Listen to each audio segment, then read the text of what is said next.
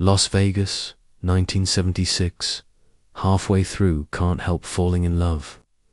Elvis spotted him, a man in uniform, front row, cap in hand. His shoulders shook, his lips moved, but no sound came. The king stopped singing. The band froze. 1,200 people watched. Elvis walked straight toward the trembling veteran. This moment became more than a concert. It became a story told for decades. If you believe in the power of kindness, stay with me, because what happened next is unforgettable. The spotlight swept the showroom like a lighthouse beam, catching on sequined jackets and cocktail glasses before landing on a single man in the front row. He wasn't cheering, he wasn't moving, just sitting there, back straight, hands gripping a worn olive-green military cap. It was Las Vegas. 1976. The Hilton's main showroom was thick with cigarette smoke, the smell of whiskey mingling with perfume. On stage, Elvis Presley, in a white jumpsuit studded with gold, was halfway through Can't Help Falling in Love. The horns were smooth, the rhythm steady. Then he saw him, witnesses say. Elvis's expression changed instantly, the faint stage smile gone, replaced by something sharper. He took 2 steps forward, boots thudding softly against the riser, and locked eyes with the man. The cap trembled in the man's hands, his eyes glistened, his jaw tight. His lips moved, but no sound came out. The band kept playing, but Elvis raised a hand without looking back. It was subtle, a signal only his musicians would catch. The bass softened. The drum brushes slowed.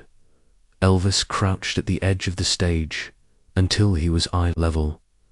The room, all 1,200 people, fell silent except for the faint hiss of the amps. "What's your name, sir?" Elvis's voice was low, the mic hanging loose by his side. The man swallowed hard. Finally, in a voice cracked with emotion, he said just one word: Vietnam. Gasps rippled through the first few rows. In 1976, the war wasn't some distant history, it was fresh.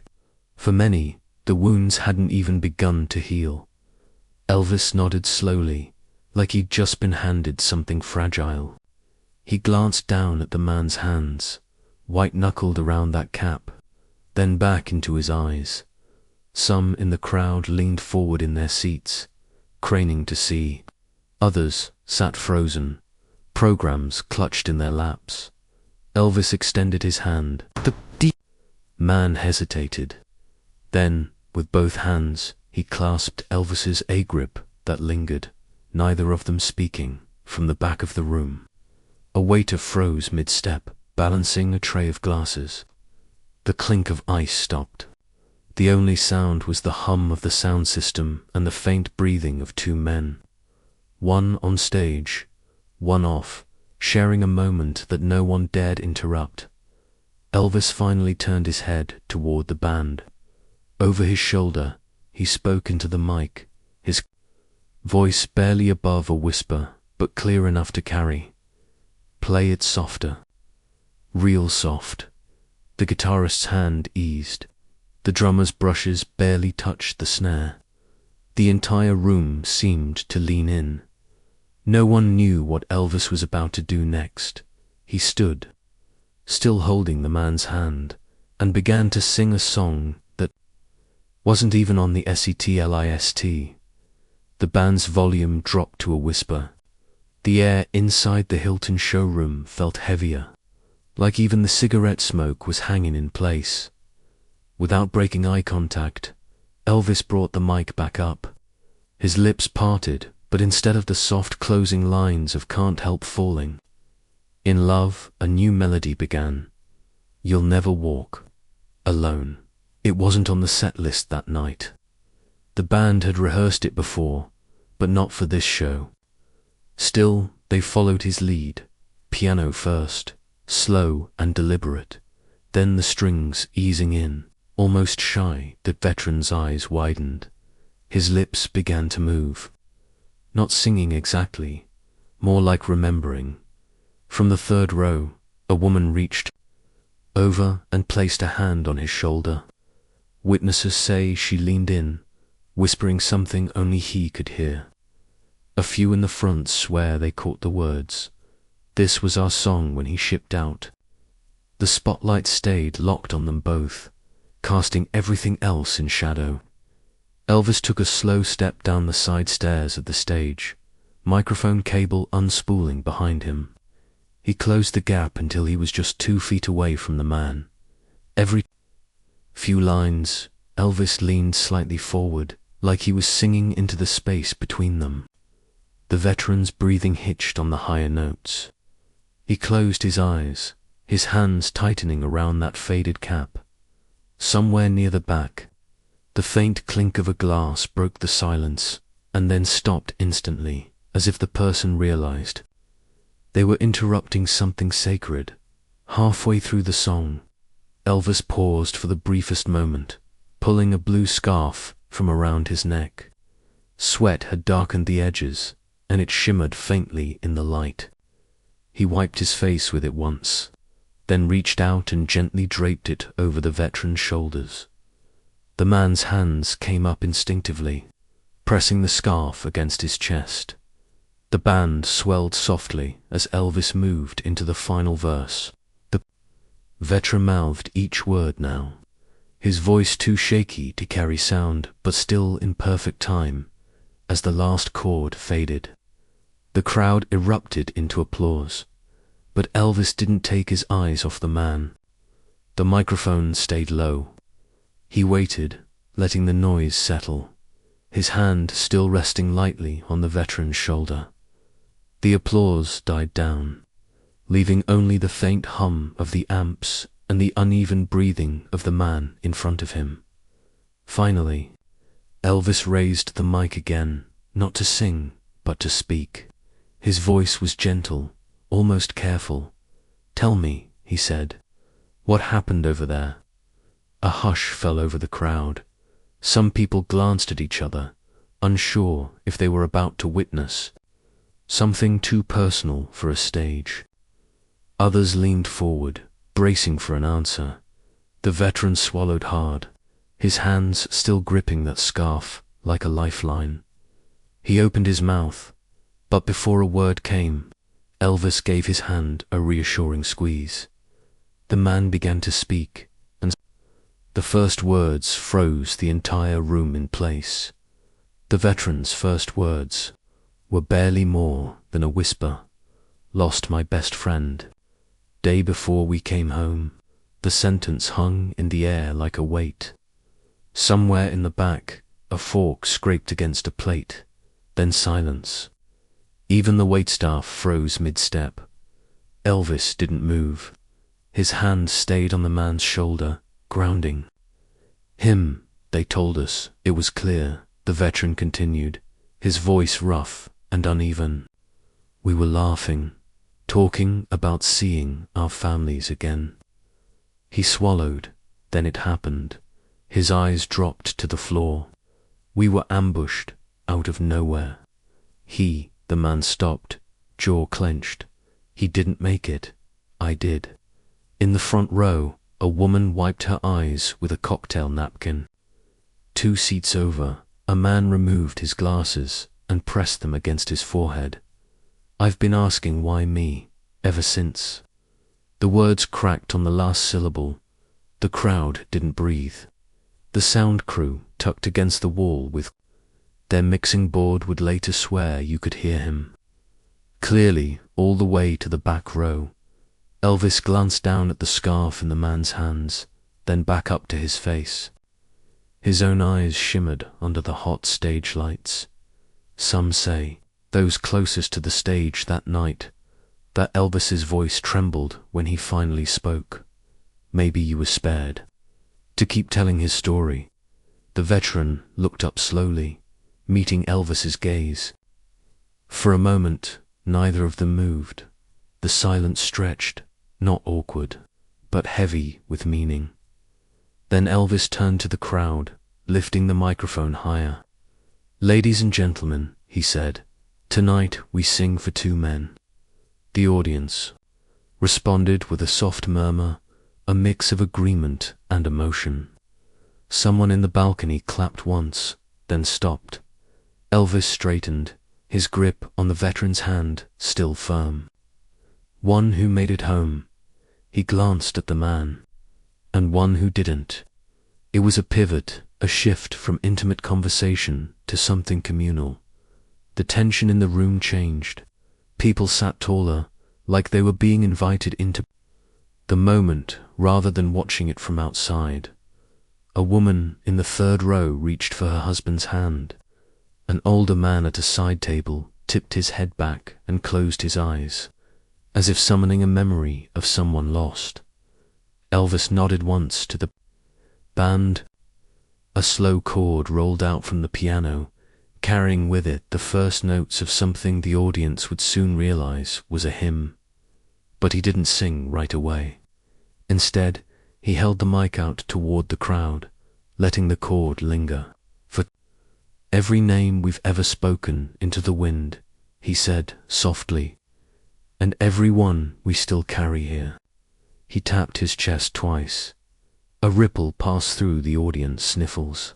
Shuffling, the soft click of cameras being put down. The veteran's shoulders had dropped, the tightness in his jaw replaced by a weary calm. He still held the scarf, but now his fingers moved over it slowly, like he was memorizing the fabric. Elvis took a deep breath, closed his eyes for a moment, and leaned back toward the mic. The band waited for his cue. The next song would turn the Hilton showroom into something no one there had ever experienced. Not a concert, not a performance, but a memorial. The first chords of Peace in the Valley rolled out, slow and steady, the piano notes warm against the hush of the room. Elvis didn't take center stage. He stayed beside the veteran, one hand resting on his shoulder, the other holding the mic low.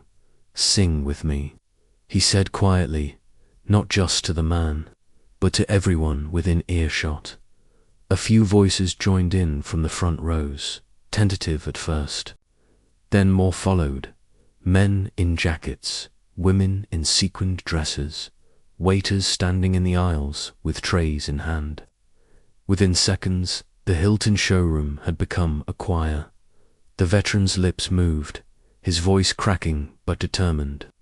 He pressed the blue scarf to his chest between lines, like a shield or a prayer, from the side of the stage.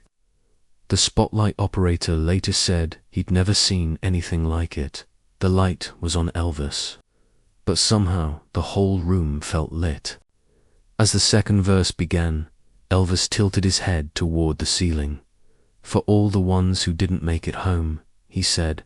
His voice caught slightly on the word home. The crowd's volume swelled, the harmonies unpolished but full of conviction. Strangers leaned toward each other, singing into the same shared space.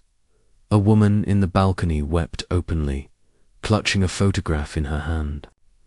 In the back, a man in a dark suit stood motionless, hat pressed against his chest.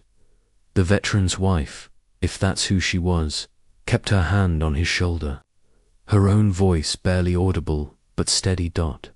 By the final verse, Elvis stepped back and let the crowd carry it. He closed his eyes, head bowed, as if listening to something far away. When the song ended, there was no immediate applause. Just silence, a rare collective pause, as if no one wanted to break what had been created. Then, like a wave hitting shore, the clapping began. It was loud, sustained, and joined by whistles and shouts. But Elvis didn't smile or strike a showman's pose. Instead, he turned to the veteran, lifted their joined hands high into the light, and held them there. The gesture was less a victory salute than a declaration. This man matters. The ovation grew louder. People rose from their seats. In the back, someone shouted "Thank you." And it wasn't clear if they meant Elvis or the man beside him. Elvis gave a single nod, lowered their hands, and leaned in close. Whatever he said was lost to the crowd's noise, but the veteran's lips pressed into a tight, grateful smile. A reporter from the Las Vegas Sun caught up with the veteran the next day in the hotel lobby. The man was quiet at first, eyes on the patterned carpet. Finally, he said, "I thought I was invisible." He paused, adjusting the brim of his cap. Not to him. Years later, that same moment, frozen in grainy home video, would reappear and ignite a firestorm of emotion across the world. It was more than 30 years later when the night came back to life, somewhere in a dusty attic. An old Super 8 film reel was found, its label faded, written in smudged blue ink. Elvis, Hilton, 7-6. The footage was grainy, colors washed with age, but the sound was enough. You could hear the opening notes of your "Never Walk Alone." Hear the moment Elvis's voice cracked just slightly. The clip found its way online. At first, it was passed quietly among Elvis fan groups. Then it jumped, shared by veterans organizations, posted to forums where strangers told their own stories of war and homecoming. In the comments, someone wrote, "My dad was there that night. He talked about it until the day he died." Another user added, "He sang that same song at my father's funeral in '85. Never knew why until now." One reply stood out, a simple message from a woman. "Now I know why my mum kept a blue scarf in her dresser." The story began to swell. Again, like a wave that had been building quietly under the surface for decades. News outlets picked it up. The grainy clip was shown on morning shows and late-night retrospectives. Reporters dug for more details. Old Hilton staff members were interviewed. One lighting tech swore that the hush in the room that night felt like church, even in the middle of Vegas. The veteran's name appeared in some accounts, but many stories simply called him the man in the front row. His face, half lit by the spotlight, had become iconic in its own quiet way. As the video spread, people added their own connections. Some had served in Vietnam themselves. Others were sons, daughters, or friends of those who never came home. One post in particular caught attention, not because of its words, but its image, a neatly folded blue scarf, worn but preserved, resting on a wooden table. Beside it, a small envelope, yellowed with age. The caption read, "This was my father's. He never told us what was inside until after he was gone." It was a new open loop, a question that rippled through thousands of shares. What was in that envelope? By then, the video had been viewed millions of times. People from around the world, from Memphis to Manila, commented that they'd never seen a performer stop a show for something so personal. In one interview, a fellow veteran summed it up. That night, Elvis didn't just sing for a man. He sang for all of us. The daughter of that veteran would soon reveal what her father had kept hidden for decades, and it would turn the story from remarkable to unforgettable. The photo of the folded scarf had already been shared thousands of times when the veteran's daughter decided to post again. This time, she told the story. She explained that her father had kept the scarf in a cedar box on the top shelf of his closet. "We always knew it was from Elvis," she wrote, "but we didn't know there was more." After his passing, the family gathered to sort through his belongings. Tucked inside the folds of the scarf was a small envelope, its edges brittle. The paper yellowed. On the front, In bold, slanted handwriting was one word. Private. Inside was a single note. For your friend, and for you, you'll always walk tall. Elvis, the daughter wrote, he never showed this to anyone. Maybe he thought it was just between them. Maybe it was too special to share. She posted a close-up photo of the handwriting. Experts quickly confirmed it matched authenticated Presley letters from the same era. The loops of the Y, the way the E slanted forward, all identical. The reaction was immediate. Thousands of comments poured in, some from Elvis fans, others from veterans and their families. One read, "That's not just a note, that's permission to heal." Another, "Elvis didn't just see a man that night. He saw a story that needed to be honored." Veterans charities reposted the story, pairing it with links for PTSD support. Morning news anchors fought back tears reading the note aloud on air. The grainy 76. Footage surged again in popularity, but now viewers knew the full story. They could see the moment the scarf left Elvis's hand, and they knew what had been hidden inside for decades.